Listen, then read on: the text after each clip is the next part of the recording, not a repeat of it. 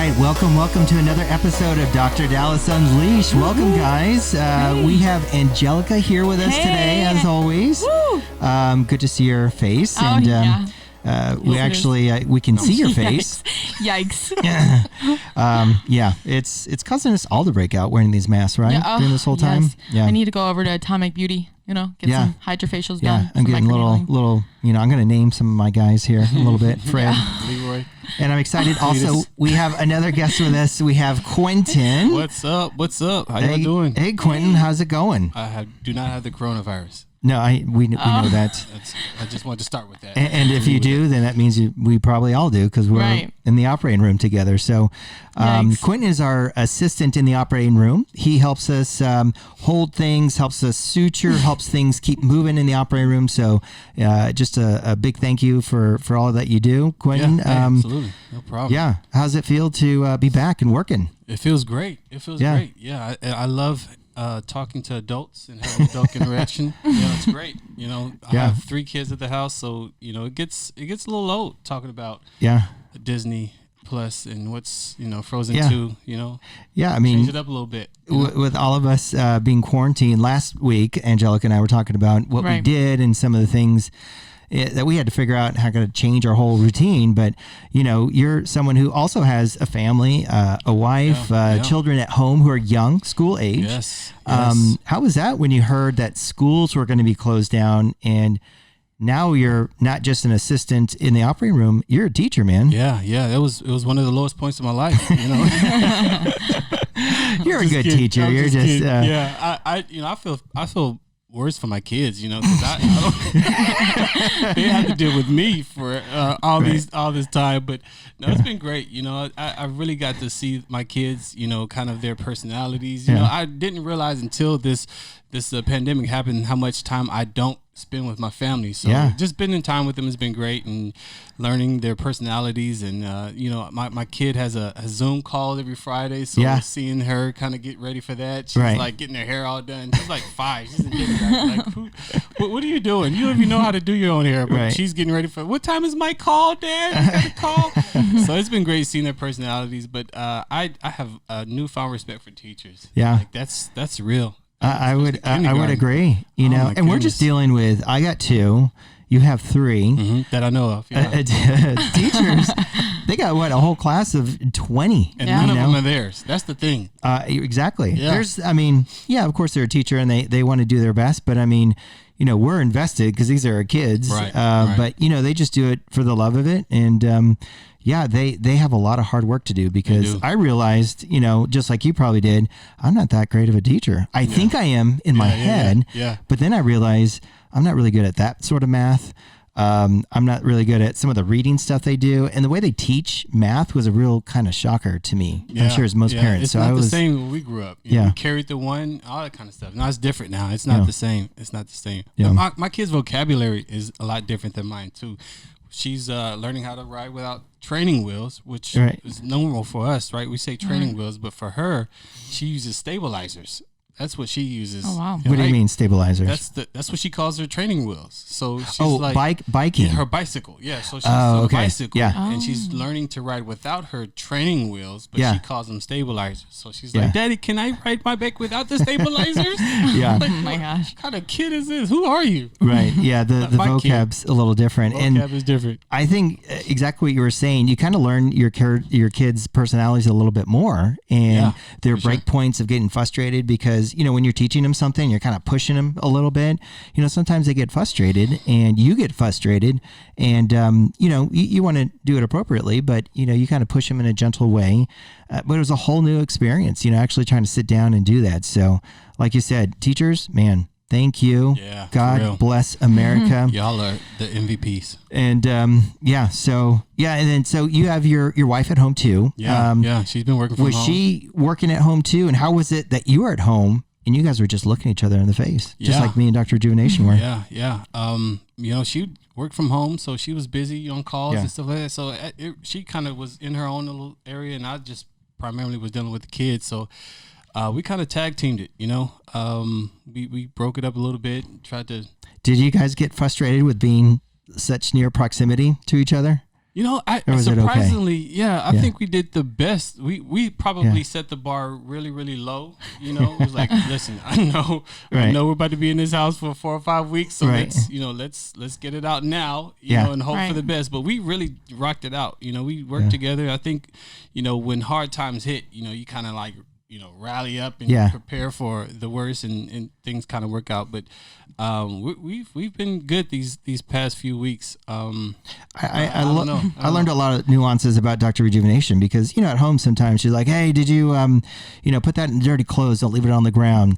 And the next thing would be like, hey, I told you to get that and pull it out and get ready for breakfast. And then she'll answer the phone, hi, this is North Carolina Gynecology. How can I help you? Oh, good to see you. Damn it, Robert. No, hit up Matthew. And so, you know, she's got the other next level step. Right. Did you ever hear that with your parents? When they get mad at you, you know, or they talk to you differently? They talk to like their, I guess, work clients and stuff? My mom's voicemail is like that. I'm like, this is not you. Like, you don't sound like this. But they're a whole different person. Even my dad. No, my dad's the same. Yeah. He's got that stern, strict voice like, Dave. And I'm like, hi. And he had you girls to contend with, so I get that, and I'm sure Quentin gets that even more because his girls are, you know, they're all girls, no boys. Yeah, all girls. But I hear you when you were saying about those Zoom meetings. You know, Nico is probably, I would say he's a little bit shy, and so when he got ready for the Zoom meetings, just like your daughter, he's like, hey, what time is it? Don't forget, I got to be ready. And then he gets on the Zoom meeting. Hi, Nico, how's it going? He's like, hi.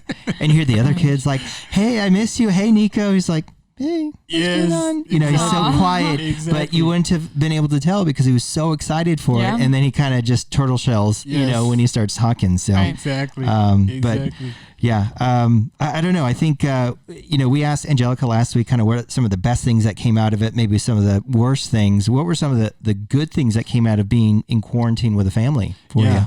For me, for sure, was I think the wife kind of opened the reins on the snacks, so I was able to kind of go crazy with the snacks, which she had to reel it back in a little bit for me, but I was able to get all kinds of snacks. You know that whole snack aisle in the grocery store, like the Little Debbie snack. I stay away because I can't control myself. I went down one of those aisles for the first time since I've been married, and it was great. Like I got the Hostess snacks cake, the Twinkies, I got the Were you just Dark scooping Crunch. it off? That sounds so good. And it was one of those things where you grab it and you like look at your wife to see, is it okay if I grab? She's not gonna say anything. Okay, I'm gonna put it in there. Can I get one more? Can I get some? And these weren't even for the family. These were your snacks. Mine. I don't even think the kids know that they're in the house. They have a secret compartment in our house where it's just all snack cakes. Right. Like you just go into your shower and just turn on the shower, but you're really not in the shower. You're just eating it next to it. Yeah. You kind of have to hide when you eat the snacks like that because the kids will just destroy it. They will destroy our snacks. You know, gummy bears, anything like that. You know, snacking for me, that was an issue too. You know, if you're not doing anything, I was constantly, you know, just for exercise, I would get up, walk to the kitchen, and then I would stare for a while, and I saw blueberries, carrots, and then it was like, you know, a Coke or a Sprite. No, the Sprite sounds good. Some of these cookies instead of the carrots, and it was in the middle of a pandemic. You got to live a little. You know what I mean? Right. But then you could be like Anjelica here, who, why don't you tell us a little story what happened to your pants today? Well, I sat down and the zipper bursted. So, as you can tell, quarantine did me pretty well. I think the story is that she is so jacked, you know, as you guys know, she works out quite a bit. You go to the gym. Yeah. She's got, you know, your gluteus and biceps and triceps. Everything's bulging. So you just flex, Instagram right? You model. Jacked and pretty much flex, and the sleeves zippers pop out, buttons burst. No, I don't think the buttons burst because I was too jacked. I think the quarantine packed on the pounds a little bit over here. Even though I don't really buy bad snacks, but I just figured since, you know, we were going to be in quarantine, I needed to buy like pasta and boxes of food and canned food, and I stocked up and regret. But we're just not as mobile as we were, right? Right. I mean, just the fact getting, you know, you're in an apartment or just walking down the stairs, going to your car, coming here, even those little things is much better than just sitting around all day. So you feel like, you know, you're not going to the gym, snacking a little bit, and then you busted your zipper, right? Yeah. Is your zipper or just? It was my zipper. On the backside? No, the front. Is there a zipper on the backside? I didn't think there was. Mine do. Zippers? I got zippers on my backside. Mine. They're special ordered. First in the front. Don't tell me that I can't have a zipper in my back door and front door. Going a way different direction than I was thinking it was supposed to be going. No, but so what'd you do? You busted out. Your pants seem to appear normal right now. They're broken again. Brenda helped me fix them, and then they are back to. How did you fix them here in the office?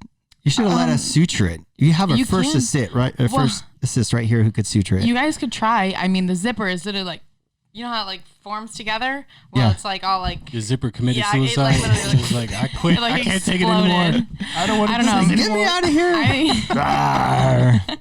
We don't want to say that. I can't live like this. Nobody have like a fupa? I feel like that's what's happening over here. I'm just kidding. Well, whatever you're doing, you can't really see it. You don't look, fuller. So maybe it's just one of those things. I don't know. Not everybody agrees on that. Let's just go with that. Okay. Just saying it out there. Wow. So we all gained a little weight, during the quarantine. Burst out of my zipper pants before. These are tiny pants. I hate these pants. I have an extra pair in the car because I don't like these ones. Kind of feel like I'm winning at life right now because I've never. With all the little Debbie cakes you've been eating? Yeah, I'm still all my zippers are intact. Twinkies and Hostess, little chocolate cakes. Oh, those sound so good. Remind me to get those when I leave here. Would you like those snacks, like, in between surgeries? Would you eat those if I brought them here? I've quit. I've quit snacking. So I'm down to my last ice cream sandwich. Yeah. Once I'm done with my last ice cream sandwich, I'm good. I'm gonna call it quits on snacking for a little bit. I think he's secretly in the back of his head. He's like, yes, please. Yeah. We'll get some. We'll get some for the tough. rest. I'm telling you, listen. If you want to be the best at something, you go all in. You go all out for it. So if you're going to snack, you can't just halfway snack. You got to be like full on snacker. Got to fully commit to the snack. Yeah, you can't get the little Debbie's lights. You got to go. A baby sandwich. Right. It's the full length bar. Right. Yeah, you got to eat the whole thing. Not snack treats. Yeah. Aw, I'm a sliver person. Yeah. I like take a sliver, and then realize the whole thing's gone. Slivers for quitters. I was trying to make that rhyme, but it didn't work. Snack queen over here. Snack queen. Yes. Okay. So that was probably things that you're not going to do now from quarantine, right? Some things you're going to change. Anything that that you realize, gosh, I got to do differently or better from quarantine. Like now that you're back at work, has any of your routine changed, or are you just the same snack eating monster? No, I think I've been listening to a lot of people, over this past quarantine, and a lot of people were like working out, exercising, you know, and I feel like I missed that window. So the next pandemic, I'm going to be more on top of taking advantage of that time off. Wait for 2045, man. Yeah. Start working out. I'm going to take advantage of the time off. Arizona flu of 2045. I'm gonna get jacked. That's right. Yeah, I think there's a lot of things that we took away, but one is probably just setting a whole schedule. So I think now I'm better at exercising and working out than I did before, and eating. When you want to eat good, you really have to, what is it? You pre-pack, you plan it? Yeah, you meal prep. Meal prep, right? Yeah, meal prep. So I got to make it in the morning, but it is so important because otherwise you're stuck just eating the worst stuff around. Right. And that goes for, you work in the operating room, you work in the hospital, you work anywhere. So I'm trying to get back into the meal prepping, but just a schedule of working out, man. I forgot how important that is to do. Yeah. I mean, that's why Anjelica's got such a good demeanor, because I think you have with working out so much, your serotonin levels, your dopamine levels are just like either that or you smoke crack, before you Could be. We don't know. You'll never know. Cocaine's a hell of a drug. Crack is whack. But yeah, it's seriously a good endorphin. Right. I feel like it wakes you up. Yeah. You feel good. Sure. I always feel good after working out. That's why I like to do it. And it's a stress reliever. For sure. We heard a funny thing from one of our anesthesiologists. She said, we were talking about this, Anjelica, that would you ever not have sex because you had a tough leg day the next day? Yeah. Would you ever not do? I would. No big deal, right? No, not a big deal to me. Okay. I mean, Quentin, you got leg day tomorrow. You got to work on those calves. Do you say no sex? No sex is never off the table. Sex is always available. Right. So, we just heard that someone said, "Oh, I got a big leg day, and there's no sex for you tonight." No. I agree. That's really kind of a little dumb. extra. That's the dumbest thing I've ever heard in my life. Right. And, we were talking last week with Anjelica about how she would get some of the guys who started becoming thirsty. Is that the right word? They call you and the ones they're that slide lonely. In. Yeah. Yeah. Yes. And, but on the other side of that, you're alone, you're single, right? Can I say that? You're single? I can say I'm single. Okay. Ladies and gentlemen, she is single. Quentin and I are, married and we have children, of course. Mm-hmm. But I've heard a lot of people getting divorces recently. Does that make sense? Yeah. Lots of pregnancies and lots of divorces. Yeah. Yeah. And they also at the same time. Right. People getting pregnant and getting divorced. Right. And I heard a lot of engagements, right? I heard a lot of people were getting engaged. So I think it just depends where you were in like a relationship marriage cycle. Yeah. A lot of canceled weddings too. Postponed weddings. Yeah. Yeah. But I figure if you're canceling a wedding, you're still fiance. And you're still so engaged. you're still in that honeymoon period. So I bet those people are just banging it out, right? You think they're doing any like virtual weddings? You know what I mean? Like I think there was a couple, to be honest. Bride and a groom on different parts of the country. Audience doing a web call. We did it. Yeah, my family did that. Zoom call.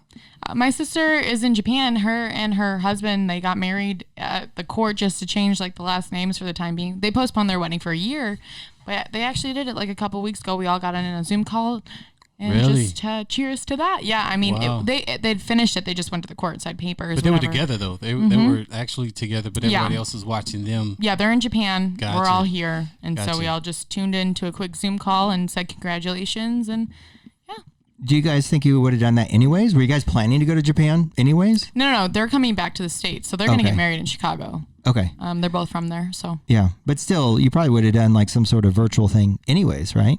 Well, they weren't planning on getting married in Japan or doing that. They just did it because their wedding was originally in July. And obviously with this whole pandemic, you don't want people traveling. So they postponed it for a year. But since she doesn't work out there, she has to leave like every 90 days or whatever it is.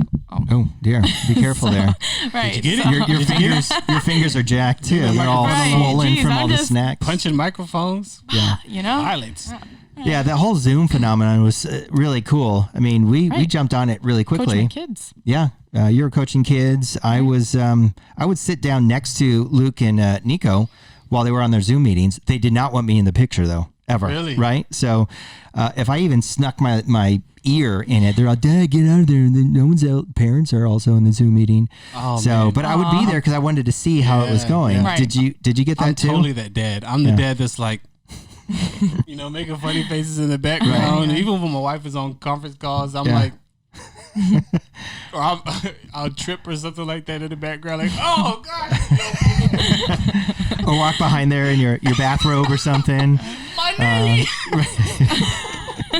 Life alert. Right. Scream. I'm falling and I can't get up. Oh my God. Yeah. I love to embarrass the kids like that. They need that. That kind of makes them a little stronger, right? Because real life isn't just perfect, right? That's They have to deal, right? My kid tried out for cheerleading actually last week with a Zoom call. So Really? Yeah. With her school? Yeah, they had like 5 judges on the screen. I was there. I like pressed the music. She was like, Anjelica, it's on. And I was like, and I stuck my head around the corner to see. That's cool. And I was awesome. Like, and I pressed the music. But she didn't want her parents in there. She just wanted me. So what can I say? That's cool. My oldest daughter's in cheerleading, and it's like the real deal. Right. Like, there's no, They're very cutthroat. they're very cutthroat. Yeah. Like, strict and. Next. Right. Yeah, I mean, we've always done virtual consults for patients who want, whatever type of surgery, tummy tucks, breast stuff. And it's really nice because you can see someone, talk to them. I'm not having them undress in front because that'd be really weird. There's always pictures, we want to be, it's probably, if you did a consult for me for your gynecomastia, Quentin, right? So that's an extra breast tissue. Month. I'm excited.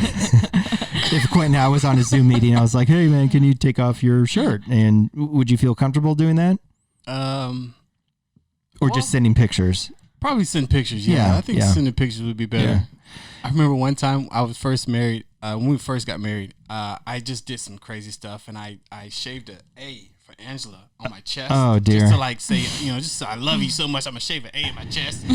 I had a doctor's appointment, and I had to take my shirt off, and this is a huge A on my chest. I was so embarrassed.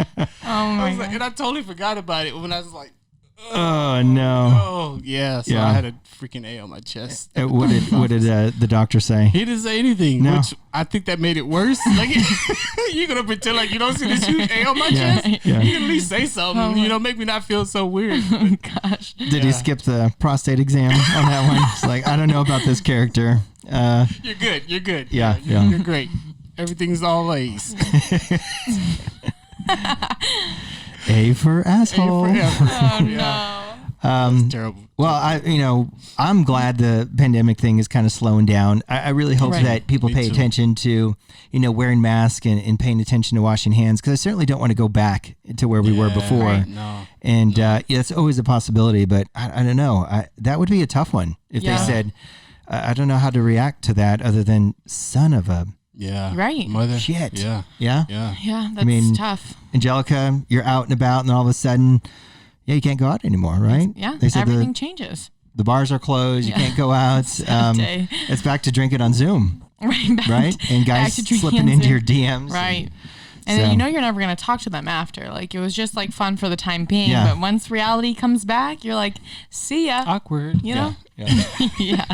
Right.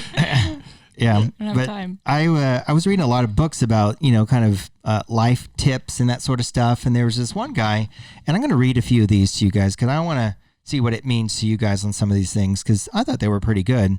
His name is Brian Kelly. And he's got all these 68 different life tips, and I thought they were really cool. So Quentin, I'm gonna say this first one to you, and what does it mean to you? Yep. So, and I thought it meant, this is a nice little pearl here. Don't be the smartest person in the room. Hang out with and learn from people smarter than yourself. Even better, find smart people who will disagree with you. Yeah. I think that me being the smartest person in the room is it's hard to find. That's a huge problem. If I'm the smartest person in the room, somebody to call 911. These people must be in third grade. Oh no. I must be in pre-K somewhere. Yeah, that's not a good thing. But I think that's healthy to be around people where you can learn from, grow from, and then you definitely want to be. You don't want to be a yes man or yes woman, and you don't want to.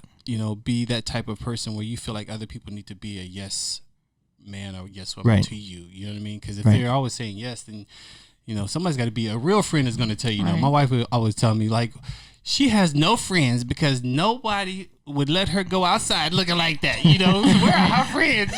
So she's like, if you really have friends, they're going to tell you, don't go outside looking like that. Yeah.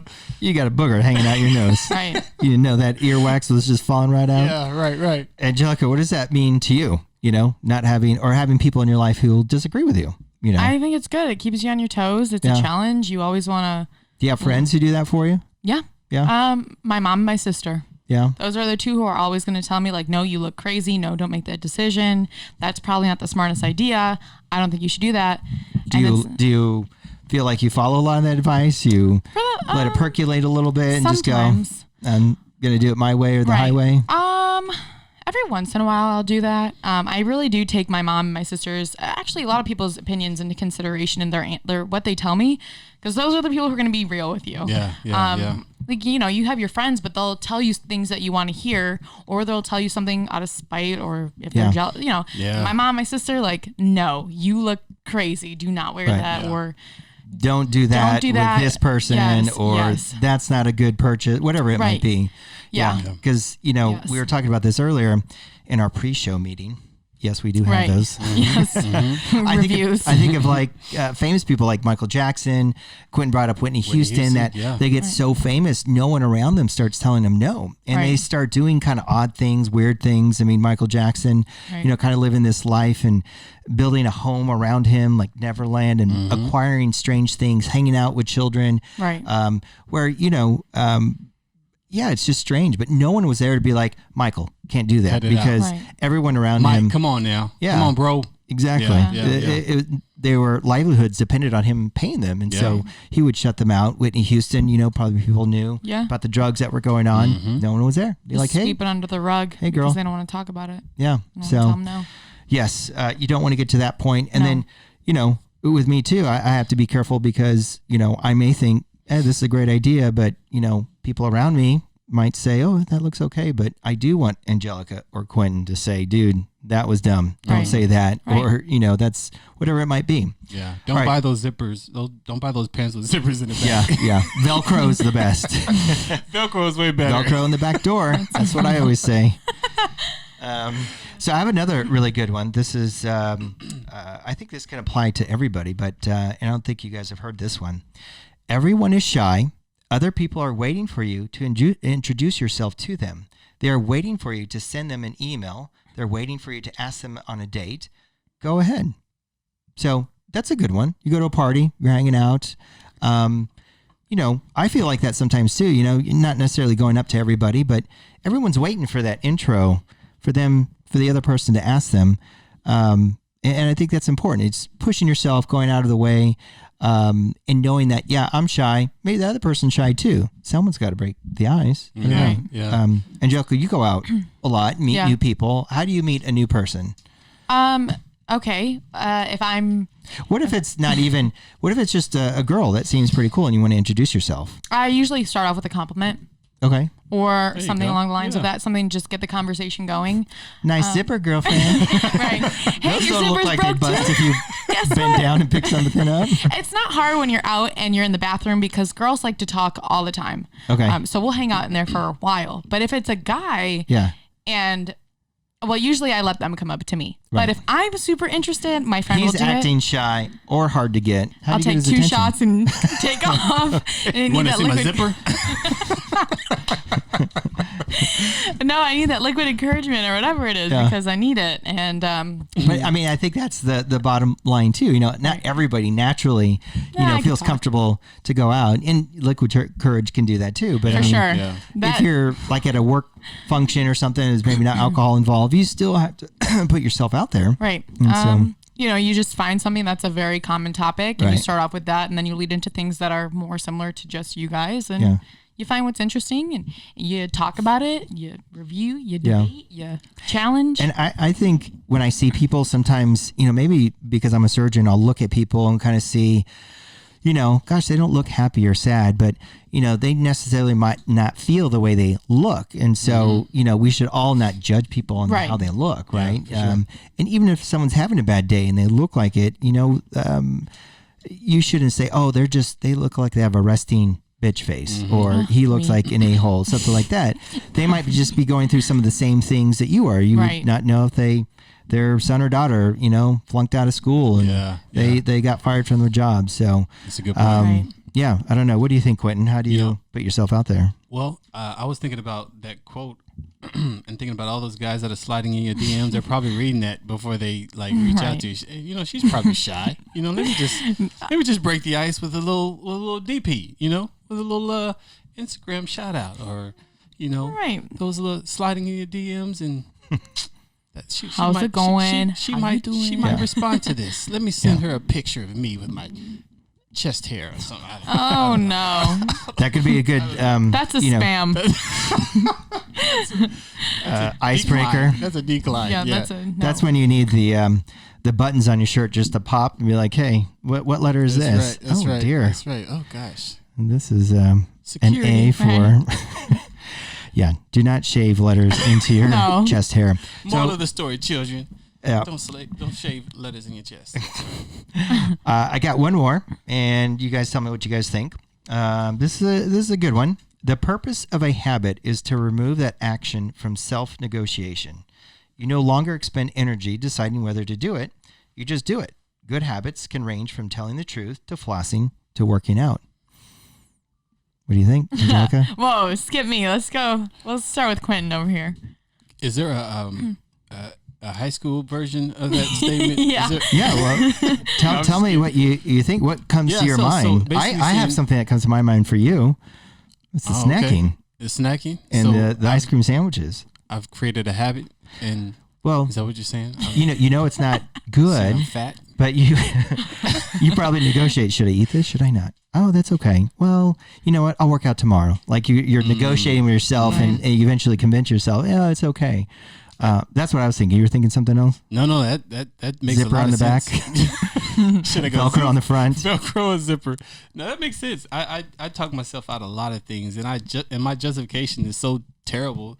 Yeah, but it sounds perfect in my head. Right. You know, if I rationalize long enough, I can make anything make sense. Right. But bad habits, I guess, is the same. You know, if you make bad habits or you have bad habits, then then you can justify it by, you know, getting in your own head, I guess. Yeah. So, but habits, if you're getting in a good habit, Mm-hmm. then it's harder to talk yourself out of it. That's what I'm hearing. You just have to do it. Yeah. You just do it, like working out. You know, Anjelica, I was praising her that she just does it, right? She doesn't think twice about it. I go home and I'm like, man, I liposuctioned a lot today. The kids, you know, I gotta, you know, get them ready for dinner. I should just go and do it, right? It only takes like 15, 20, maybe 30 minutes. When you go home, you just do it. Like, how did you build that habit of just, I'm not going to even negotiate with myself. I'm going to go work out. Well, when the gym was open, since it's right down the street, I would leave here. The class started at 6. I would zoom over there, change, get ready, and just sweat out the whole day of work, or whatever I have to do could just be put on hold because that was like the hour of the day. Yeah. But since I've been home, it hasn't been that easy. Like, I can't get myself to go run 2 miles. I did it a couple times during this pandemic, but in all honesty, like, I would just do the at-home workouts, and I was like, that was 1, but I know that wasn't hard enough, so I do 2, and I could probably do a 3rd. But did I want to do the 3rd? Probably not. So I was like, you know, here and there. So it's tough, but it's like, it was a lifestyle thing for me. And so when it all changed, it was hard to just adjust to home workouts and stuff like that. So I appreciate this, because for me, I feel like habits are like your own personal, like, vendetta for doing something or not doing something. So, for example, this might not even make sense, but for me, I floss my teeth every single day. Right. Like, there's not a day that goes by. I can't sleep if I don't floss. Really? My teeth, but the reason why I used to floss every night is because I had, like, a bad, like, dental experience where, you know, when the dentist, they measure your teeth. Dentists, like, don't get us started. 232, they're measuring your gum lines or something like that. So like 222, 232, 244. You know, I had a 9 once, and it scared the life out of me. I thought I was gonna die. 9. Yeah, you got a 9. Wait, what's a 9? the lady who was doing my measurements, she was shocked. She was like 222, 234, 22. 9. She's like, me. I was like, no, what does that mean? Karen, the computer doesn't go up to 9.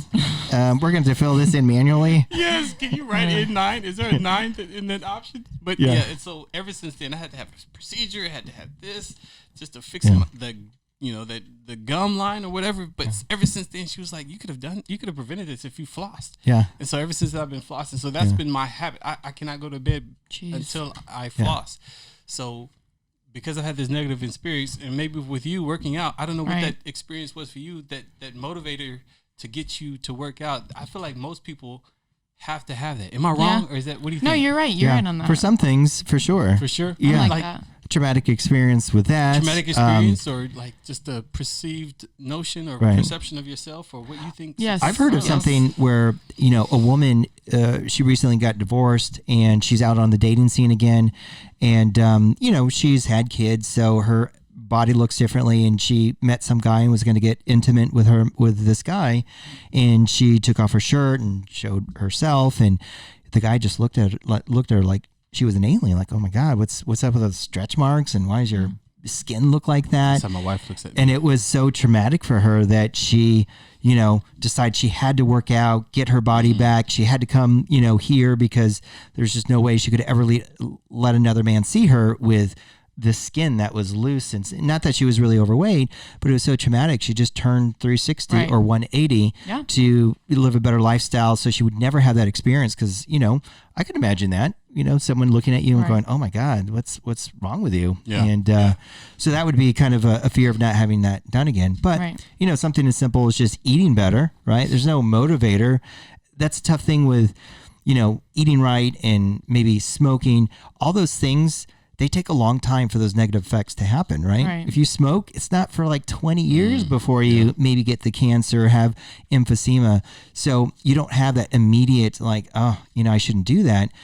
But it's almost, that's where you just have to do it. Right. Like Nike says, just do it. Don't get that dessert, or don't, eat just terrible. Right. Don't smoke. Those things you do now for the future you to be better. So makes sense. I go into the store and I don't buy anything that I know is not going to be good in my. Besides the pasta, I still have 12 boxes just sitting in my pantry. Pasta doesn't seem bad to me. How bad is pasta? I don't ever eat like super starchy carb foods besides like red little potatoes every once in a while. But I try to stay away from stuff like that because I know that that's what's going to pack on the pounds for me. I don't buy sugar. Like I don't bread, pasta. Those I don't are have like that in my they house. call them like sugar bombs. Yeah. Because they're eventually broken down into sugar by the body. It's just a different type. Yeah. But you're right. That's how you pack on the pounds. So I have like all those boxes still, and I don't eat bread usually. Every once in a while I have an English muffin, the 180 calorie ones. Wow. But I like the little rice. I really try to. Little rice cakes? Yeah, rice cakes That's I good. can do because fluffy, airy. I feel like, and you look at if you get the ones that are like reduced sodium or like lightly salted, not like the caramel or white cheddar flavored. They're okay. They're not those bad. aren't good because I get those for the flavor. Just depends if you. What is this? A Ritz cracker? They're not bad, but you just have to look at like the sugars and all that stuff.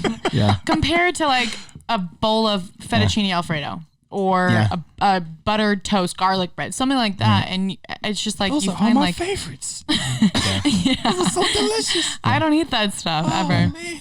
So, but that's good. Those are good habits that you have. Right. And, that's one of my big habits. We want everybody listening out there. It's, it's easy to give all this great advice, but, just like you guys out there, it's hard for me. It's hard for Quentin and Anjelica to make some of those decisions. So it's not like we're, know-it-alls. These are things that I struggle with every day sometimes. So, sure. And things that I've learned, throughout the quarantine, things I want to do differently. So before we break, maybe we can have Quentin and Anjelica just give us, one thing about what you would tell people listening that you learned from quarantine, like, just do it, right? What would be your little piece of advice, Quentin, for, now that quarantine's done, you're back working. What do you tell everybody out there? I would probably have to say, start something. That would probably be my advice. Right. If you're trying to get a better lifestyle, live a better lifestyle, just start. Don't worry about the plan.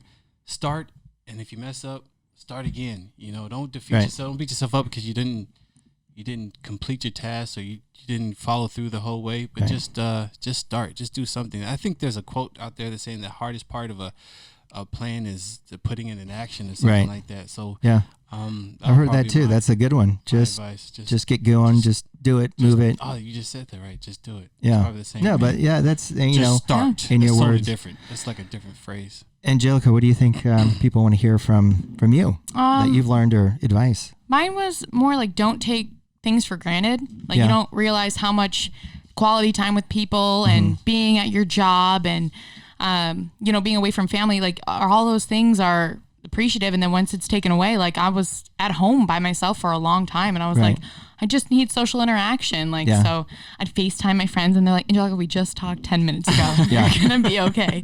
But I like that. So anything to do, like I would dress up to go to the grocery store. Like putting on makeup for me was like big, and getting ready for a TikTok. So little things, like I appreciate those more, I guess, now that it was all gone for the time being. Even though it was like 8 weeks, 6 to 8 weeks, but it's still a long time. It's a long time. 16 years. Yeah. It honestly felt longer than that. It does. So being back here. I totally agree. Like human beings, we're social creatures. I don't even care if you're someone who's shy or not, you still need social interaction. There's no such thing as just being at home and not doing anything, because I thought, oh, great, it'd be great to come home and just relax and just watch what I want to watch. But then you get this huge dose of it, right? It's like, I got 8 weeks of this, and it's no good. It's like too much. And so, and you crave that social interaction, and going through the phone and just like interacting with people online is not enough, and it really magnified, I think, social media. It was kind of cool to kind of see all that stuff, but it just doesn't do it, you know? And that's why I think the rate of loneliness and depression and anxiety is, at its highest for like preteens and that sort of stuff, because they do so much on the phone. They don't realize what's built in their DNA is to actually be social. Like look at somebody, see their interaction, see how when you say something, they interact. So I would just say, don't take it for granted that other people are around you and that love you, and that you need to express that to other people. Because if you do it all on the phone, you're not going to be happy. Yeah. So, but maybe that got a little deep. Sorry, guys. It did get deep. Yeah. One more thing I would add is zipper in the front. Yeah, zipper in the front, Velcro in the back. That's right. I would add one more thing just to keep it going. Failure. It's okay to fail. Yeah. It's okay to fail.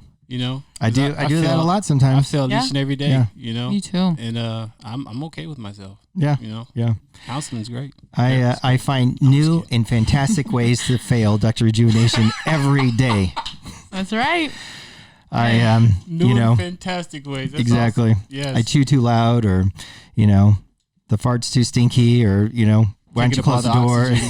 That's right.